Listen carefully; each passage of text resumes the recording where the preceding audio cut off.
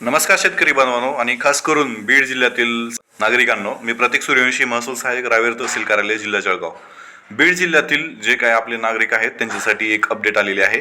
जे काय बीड जिल्ह्याचं उपप्रादेशिक परिवहन कार्यालय म्हणजेच RTO कार्यालय आहे, त्या RTO कार्यालयाच्या बांधकामासाठी प्रशासकीय मान्यता भेटलेली आहे आणि त्याला निधीही मंजूर करण्यात आलेली आहे. त्या संदर्भात एक अपडेट आहे, आपण पाहूयात.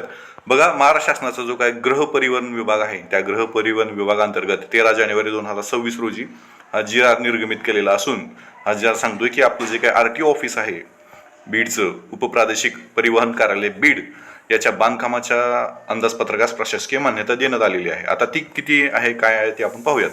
बघा, उपप्रादेशिक परिवहन कार्यालय बीड जे आहे याच्या कार्यालयाच्या इमारतीच्या बांधकामास जवळपास 12,51,06,000 इतका निधी देण्यात आलेला आहे. म्हणजेच 12,51,00,000 म्हणजे 12.5 कोटी इतका निधी आपल्या या RTO ऑफिसला बांधकामास मान्यता दिलेली आहे.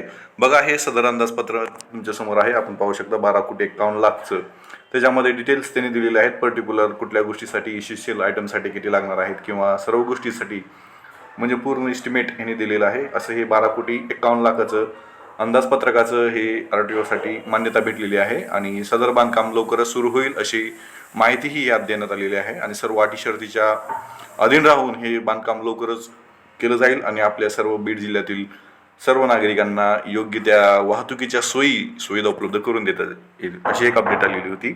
अशाच प्रकारचे नवीन अपडेट पाहण्यासाठी तुम्ही माझं चॅनल नक्की सबस्क्राईब करा अशी मी विनंती करतो. धन्यवाद.